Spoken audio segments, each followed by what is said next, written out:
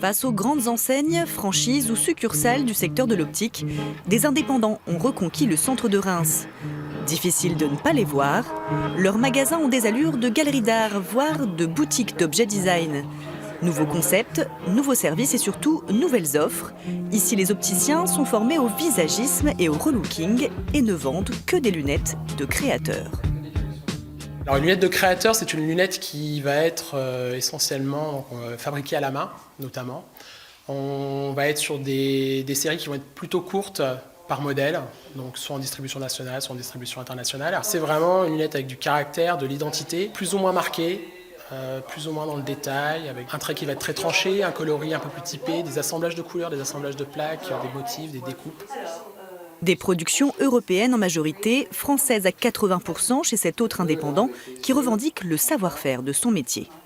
On n'est pas des marchands de lunettes, jusqu'à preuve du contraire, on a encore un diplôme qui s'appelle le diplôme d'opticien lunetier, opticien, prise de mesure, etc. Et lunetier, normalement, quelqu'un qui sait toucher une paire de lunettes, qui sait la réparer et éventuellement même la fabriquer. Lunetier, donc un artisan. Alors, quelle est la formation de l'opticien lunetier? C'est à Bétheny, à côté de Reims, que sont formés les élèves du BTS. Ils alternent cours théoriques et pratiques, polissage, rainure, meulage manuel et automatique des verres, sans oublier le marketing et la vente en magasin.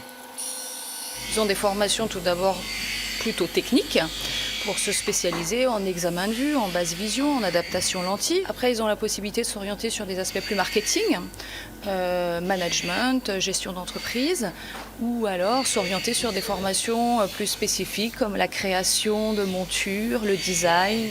À la sortie des études, nombreux sont les opticiens qui s'installent. Pour se démarquer, ils doivent se diversifier et souvent choisir entre produits de niche fabriqués en série limitée ou lunettes de marque de luxe fabriquées en masse.